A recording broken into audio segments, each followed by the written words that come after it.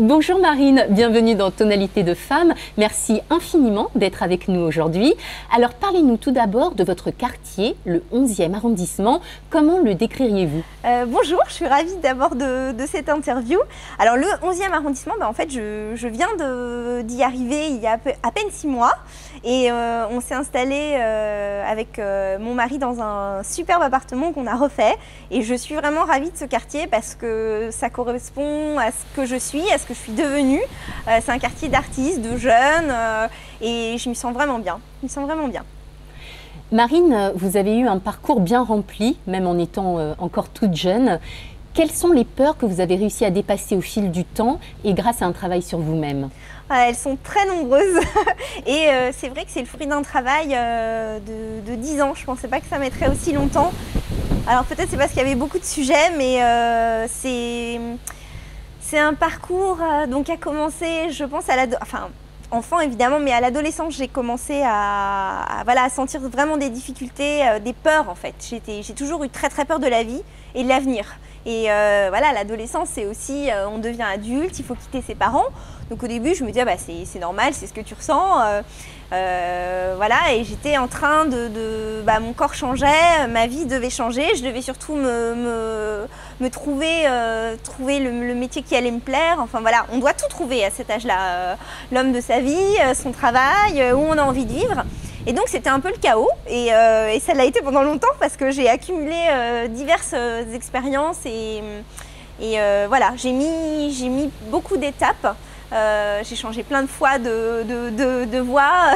Mon père à mon mariage, à un moment, a fait une blague lors de son discours. Il a dit voilà, alors c'était au moment où Marine arrêtait ses études, enfin changeait d'études.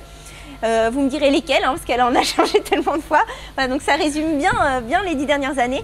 Mais au final, aujourd'hui, je sens que c'est une richesse, que tout ça a un sens, et que ces différentes étapes font que je suis aujourd'hui vraiment celle que je voulais être. Et je pense que si j'avais sauté une de ces étapes, elles ont été difficiles. Mais donc ne pas avoir peur de ce qu'on est en train de vivre. Ce qu'on est en train de vivre, c'est forcément juste parce qu'on ne peut pas faire autrement.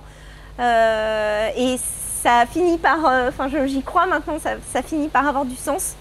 Voilà, donc moi j'ai travaillé sur moi, j'ai parlé avec un psychanalyste et aujourd'hui je comprends que tout ce travail fait que je suis celle que je suis. Et vous avez découvert le grand amour très jeune, oui, à 19 ans, et célébrez aujourd'hui vos 10 ans de bonheur à deux. Alors, parlez-nous de cette rencontre. Alors, cette rencontre, elle est riche aussi en surprises et en rebondissements. Ça n'a pas été un long fleuve tranquille. Enfin, oui et non, parce qu'on a toujours ressenti cet amour immense et on n'a jamais douté l'un de l'autre. Ça, c'était vraiment un pilier, un bonheur dans ma vie. C'était peut-être le seul endroit, le cocon. Voilà, je disais toujours mon couple, c'est ma maison. Et c'est vraiment ça, c'est-à-dire que ça a toujours été changeant. Les montagnes russes avec moi, voilà, j'étais en bas, en haut, je changeais 10 fois de trucs.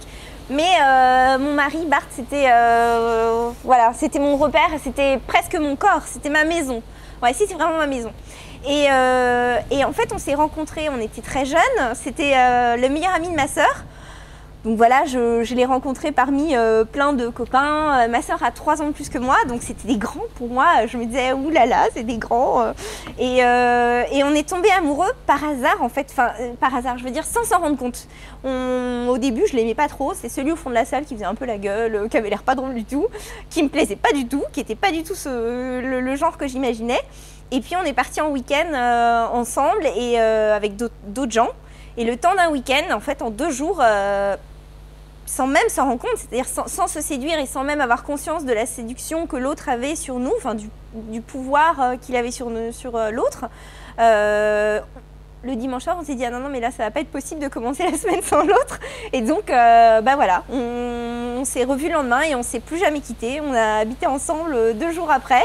Et on a fêté nos 10 ans, donc hier, et c'était une date très symbolique pour moi évidemment, mais aussi pour tout le monde, puisque c'était le 11 septembre 2001, donc on vient de fêter le 11 septembre 2011, qui a été un drame pour énormément de gens, pour la planète, et voilà, et nous, c'est un jour heureux pour nous parce qu'on avait conscience de ce malheur-là et en même temps on se disait nous on est heureux et on n'a pas le droit d'être heureux presque puisque les autres sont malheureux. Mais on a une autre dose aussi pendant les 10 ans donc, donc voilà, finalement c'est une belle leçon.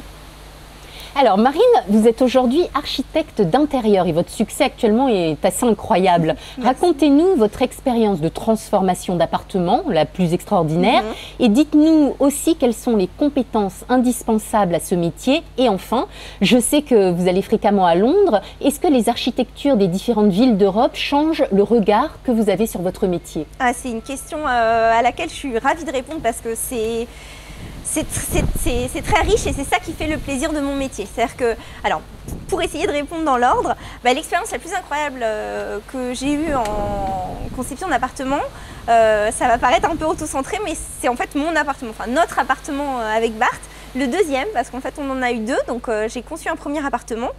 Et le deuxième, donc actuellement, enfin celui que j'ai dans le 11e aujourd'hui, il a été incroyable parce que c'était un moment de la vie qui était très chargé dans plein de domaines et surtout parce que c'est celui qui a lancé ma carrière, enfin qui m'a fait réaliser que je voulais faire ça, que j'étais heureuse en faisant ça et que voilà, la réaction des gens quand ils venaient dans cet appartement qui est le nôtre, donc qui est notre propre goût et c'est pas évident que ça plaise à tout le monde. Et vraiment, les gens ont une réaction super, donc je suis très heureuse parce que je m'y sens vraiment bien. Et voilà, les autres aussi. Et c'est comme ça que je me suis dit, mais en fait, c'est là-dedans que tu es bien. J'étais designer avant, j'ai travaillé plutôt dans le web et la communication. Et je me suis dit, mais voilà, concevoir l'espace et surtout l'intimité des gens, c'est ça qui est formidable. Donc les compétences premières, finalement, pour être architecte d'intérieur, à mon avis, c'est aimer l'humain, comprendre l'autre, parce qu'on fait un intérieur pour soi, enfin, ou pour l'autre quand on a des clients, mais on ne refait pas un magazine où on ne fait pas, voilà, moi j'aime bien le bleu et le vert. Bon, c'est une vie qu'on va construire, c'est un cadre de vie et donc c'est des histoires. Donc la première approche, c'est d'abord parler de soi, parce que le client a besoin de voir si il va aimer votre approche, qui vous êtes. Enfin, moi, je pense que c'est aussi important de lui dire ce qu'on va lui offrir, qui on est, parce qu'on va mettre de la personnalité forcément dedans et on apporte aussi notre patte.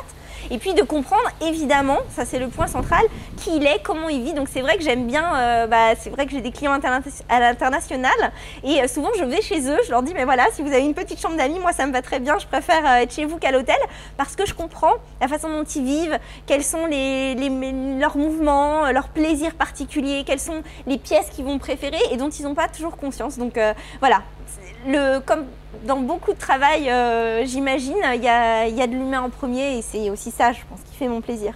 Et c'est vrai que travailler à l'international, notamment à Londres et à Amsterdam, où nous sommes aujourd'hui, et ces deux villes qui pour moi ont vraiment un cœur en commun, parce que c'est des maisons très hautes, des petites maisons individuelles, il y a ce temps qui est pluvieux mais qui en même temps est rayonnant parce que les façades sont toutes différentes, enfin voilà.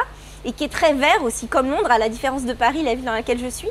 Donc, travailler à l'international, c'est encore une nouvelle carte. C'est comme si c'était une nouvelle personnalité. On a la personnalité de nos clients et la personnalité de la ville. Donc ça, c'est vraiment fascinant. Et j'espère que je découvrirai plein d'autres pays. Et enfin, Marine, avant de nous séparer, quel est le livre qui a changé votre regard sur la littérature ? Alors ça, c'est une question très difficile parce qu'en fait, j'ai fait des études de littérature pendant très longtemps, pendant 5 ans, jusqu'au DEA. Et l'histoire que j'ai avec la littérature, c'est qu'en fait, moi, je suis dyslexique. Donc, j'ai su lire à 10 ans seulement. La lecture, c'était vraiment un combat, c'était une difficulté, c'était une horreur. Et j'ai eu besoin de me prouver à moi-même que j'y arrivais. J'ai appris à lire avec mon papa à force de temps et puis évidemment en étant aidée d'une orthophoniste. Et au moment où voilà, j'ai pu lire, ça a été une liberté, une fierté finalement, une fierté très personnelle parce que voilà. Et je pense que j'ai aussi fait des études pour ça. Et le livre en particulier qui m'a vraiment changée, c'est Les Confessions de Jean-Jacques Rousseau. Parce que c'est un livre qui est à la fois très personnel, évidemment, donc c'est comment un homme se regarde, et puis historiquement, c'est quand même une des premières introspections, donc c'est comprendre qu'on ne peut pas être heureux sans se regarder soi-même et au regard des autres, parce que Rousseau est un philosophe, donc il a un lien avec la société qui est extrêmement fort et un regard là-dessus qui est extrêmement fort. Donc c'est à la fois, c'est se centrer dans le monde et en l'occurrence le sujet que j'ai choisi c'était le regard et l'érotisme. Donc comment voilà, comment le visible peut aussi modeler ce qu'on est dans son intériorité, dans son corps, voilà. Et Rousseau s'est posé toutes ces questions. C'était vraiment un livre, c'est vraiment un livre qui me passionne parce que il a plein de facettes. Merci infiniment de ce partage, Moi, je vous en Marine. prie. À très bientôt. Au revoir.